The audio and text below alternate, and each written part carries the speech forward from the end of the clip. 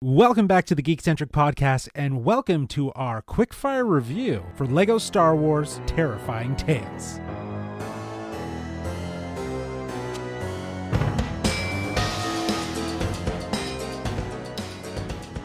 Joining me as always, I have my two lovely brick-headed friends, Kevin and Nate. How are you? Ooh. You calling me a brickhead? Oh yeah, brickhead, Brickcentric, whatever you want to call yourself. And when the Lego Halloween special comes out, you know it's that time of the season. That's always my first indication. Yeah, absolutely. And as I mentioned right off the top of the show, we are sharing our first reaction to LEGO Star Wars' Terrifying Tales, which is on Disney Plus today, October 1st, as you point out, Kevin, the beginning of the spooktacular month of Halloween. So we're excited to share our first reactions with you of what this little holiday special is all about. The plot of this story revolves around Poe Dameron as he crash lands on Mustafar and stumbles upon Vader's castle, now being renovated into a hotel, which is hilarious on its own right. This then leads Poe on a terrifying adventure that reveals hidden secrets and a few stories for the galaxy. What did you guys think of this Halloween special from the LEGO Star Wars universe? Kev, what did you think? Just before watching this one, I decided I'd go back and watch the Christmas one that they did last year, just to sort of see what they were doing with these and get an understanding of sort of what they're trying to accomplish. Whereas I think that one hit the Christmas theme a bit better. This one didn't really hit the Halloween theme as much, but I think is almost a Lego Star Wars What If. I was just going to say that. It kind of worked in a fun way. There was a few surprises along the way. Yeah, there were a lot of really fun things that they did where they would, take a character and sort of almost flip their storyline. And the one that really stands out to me, the Wookiee's Paw, I think was probably my favorite of the stories told. And all the different stories are kind of being narrated by Tony Hale, who plays the character Vene, who I guess was like the original Darth Vader's side what would you call him? His butler or something like that. I don't know. His caretaker who would get his baths ready for him.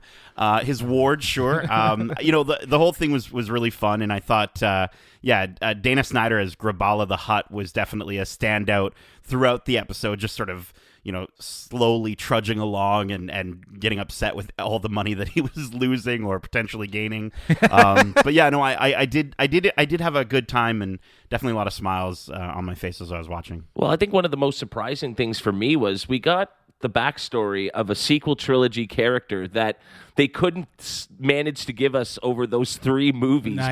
Managed to sneak in and do a decent enough job. Yeah, it was interesting in this enough. 45-minute special. I was like, there's an answer to a question we've all had since 2015, and they did it in 5 minutes. Why couldn't they sneak that into the movie somehow? Right. Well, it's funny because it draws stories from the extended animated canon, like Clone Wars and what have you, and then it also draws from the comics, right? And so, specifically, we've got Christian Slater here as the voice of Ren. Yeah. And I will tell you, as somebody who's read the Kylo Ren comic, it is absolutely not like this at all. For sure, While it was really cool to see, obviously they didn't follow the same storyline. That would have been much too dark for kids and for the Lego universe. But it was still really cool to see those characters, to see any sort of backstory, even if it was in Lego form. Yeah, I totally agree with you. And I think the other thing, too, is that obviously this is a parody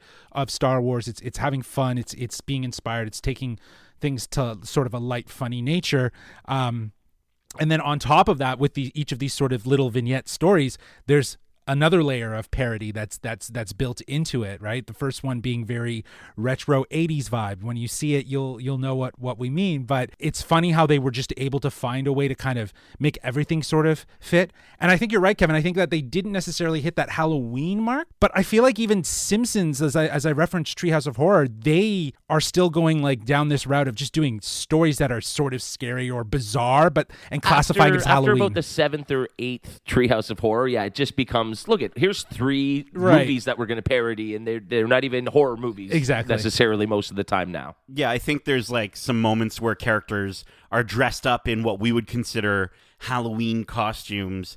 Specifically, I definitely love how Grabala the Hutt is kind of he's like an Empire super fanboy with his Stormtrooper collection. It just reminded me of like you, myself, and all the other Lego fans who probably have a collection of little Stormtrooper minifigs. And I definitely want a Skeletrooper minifig. So Lego, if you're listening, hook us up with some Skeletrooper minifigs. That would be dope. Yeah, it was a pretty cool little look, right? And speaking of the look, like I just wanted to kind of call out the animation. I thought, I think the animation in some areas was phenomenal, and in other areas was lackluster. So, for instance, like I think the details on the paint textures on the minifigs, like all of that looks so realistic with the lighting. Like it looked at certain times, if you hit pause, it looked like we were looking at pictures of minifigs, and the fact that they could move just made it much better. But for me, the backgrounds, unfortunately, were very flat. It made me, it reminded me of watching like Beast Wars in the 90s, and I thought that there was so much more to be.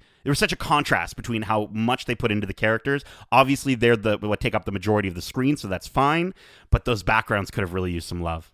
Yeah, I mean, when you watch the Christmas holiday special, and they're on Kashyyyk, say, all the trees are made out of Lego. Everything is made out of Lego. Whereas here, it was more Lego characters in an outside kind of world. Like they weren't in a world entirely constructed of Lego, and that's where those designers can have so much fun in building the textures and everything that would really make it feel a bit more like Lego. So that was one visual thing that also stood out for me, Nate. Yeah, I think the backgrounds were a little lackluster as well. I think, though, that the budget went towards the figures, like you pointed out, Nate. Like I think the animation on the figures was pretty good. I was actually impressed with it. It felt at times reminiscent of the Lego movie, with just like the sort of quick pop sort of animation style that they do within the movies. Yeah, and I think it is one of those things where, again, like we'll notice these things.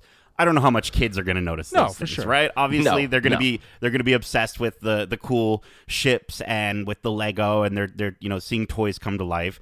But one thing that I did think that was kind of neat is they did have a ton of wonderful callback references for fans of every area of Star Wars. And one that I won't spoil, but I want to just say is my favorite. There's a character that's, let's just say, other than Leia, that kisses Luke on the cheek for good luck as he swings across. Moment. Yeah. And Great moment. I couldn't that whole stop sequence laughing. was fantastic. That whole sequence was so fantastic. phenomenal. Yeah. So that was definitely my favorite part of the special. But yeah, man, smiles all around. I didn't laugh a ton, but that was one that really got to me. I definitely didn't laugh out loud, like think it was hilarious, but I chuckled, I smiled, I smirked, and I think that's usually, again, another implication of just being entertained and enjoying it. And I wouldn't say that, again, it is very kid oriented, as Kevin already pointed out. They kind of missed the Halloween beat, and there's this real moral lesson that kind of comes out of it. They still kept that there. Yeah, it's quick, easy, digestible, and like you said, it's not laugh out loud funny, but it's fun. And there are those little Easter eggs and those little nods that if you pay enough attention, they've sprinkled them throughout. And yeah, and this is obviously a big property, not just for Star Wars fans, but for kids, right? So again, kids are really gonna love this. Parents are gonna love watching it with their kids if they're Star Wars fans, because that's a reality as well. So yeah, I think it was a solid piece of work, but it did get me thinking though. Are you guys interested in seeing more Lego Star Wars crossovers with special holidays? And if so, what sort of holidays would you like to see? Yeah, I think it'd be great to get a Valentine's Day special. I think would be really cute. That. Maybe between like Maz Kanata and Chewie, I think would be really awesome. Lovely. Or even just if you could go from like different couples, different couples from across. That's the how galaxy. You tell your 3 vignette stories by different kind of follow the same theme. Yeah. And you could have like maybe some sort of like, I don't know, French droid like narrating it the entire time as like a new droid to introduce that you could make another minifig of and sell me. Or you could have Han and Leia raising young Ben. And how are they going to find time for date night on Valentine's Day or something? Who's going to babysit? Something like that. Let's go. Yeah, that would be a good one. I was thinking, I think Valentine's Day is probably the only other one. I can't really see them doing anything like Thanksgiving or St. Patty's Day. I don't really think that's gonna fly. I guess Valentine's Day is the only other holiday that they could do. But hey, if anyone's listening and think of another holiday that the Lego Star Wars universe could feature, let us know at wearegeekcentric@gmail.com. That's wearegeekcentric@gmail.com. See, I don't need to plug the email now. I don't need to, okay? Now, we're nearing the end here, so let's wrap up this quick fire review with our final segment, which we like to call Would Ya? Would ya recommend this movie or something to watch on TV? Would you recommend it to me, to me, to me? Would ya?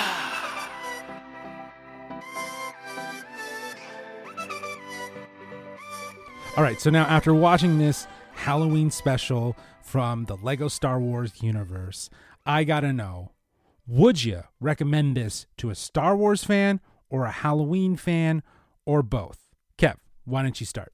I definitely think, for somebody like me, probably like us and a lot of our listeners, parroting Star Wars has just been something that's been around for our whole lives, from Spaceballs, in the 80s, 90s, right up through the 2000s when I think Robot Chicken and Family Guy really peaked at what you could do to make fun of this franchise. And so obviously this is going to be a lot more lighthearted, a lot more family friendly.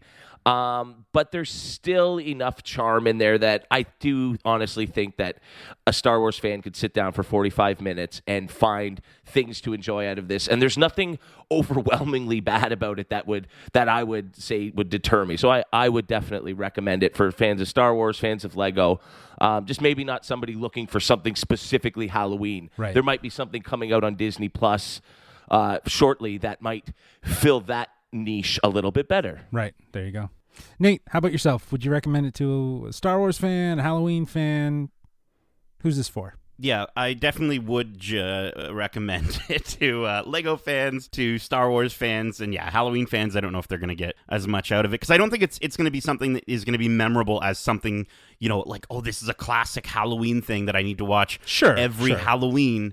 I'm already not planning on ever watching it again, and that's not to say it was bad. It was a fun hour to be had as a Star Wars fan, but I think you'd have a much better time, with your younglings this Halloween.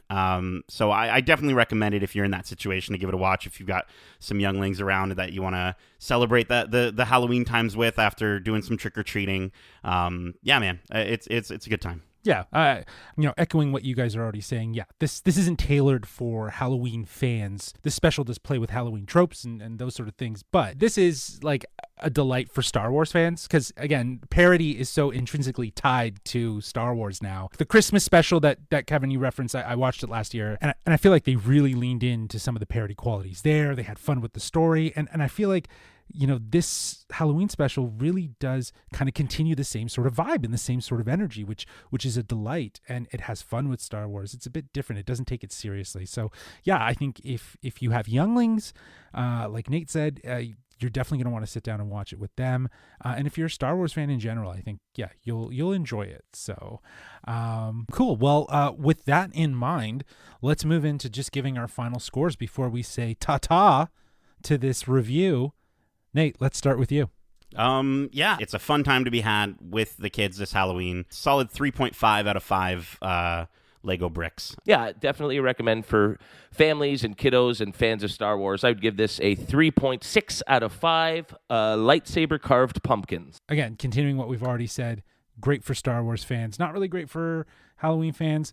I enjoyed it. I laughed. I chuckled. I enjoyed all the Star Wars Easter eggs, and I think it's a good time to have if you have kids and you want to watch Star Wars stuff with them. This is perfect. So I'm going to give this a 3.5 out of 5 Lego bricks. That is it for our quickfire review for Lego Star Wars Terrifying Tales. Huge thanks to Disney for giving us early access to this. We hope you enjoyed this review, and if you did, feel free to leave a 5-star review down below or wherever the stars are. And as you know, we have a ton of other content, so if you haven't already, please subscribe. We love talking about all things geeky, and that does include a kids show that parodies Star Wars, okay? So just deal with it. That's what it is. Kevin, Nate, thank you so much for joining me for this quick fire review, and as we say, love ya. Trick or treat safe, guys. Peace.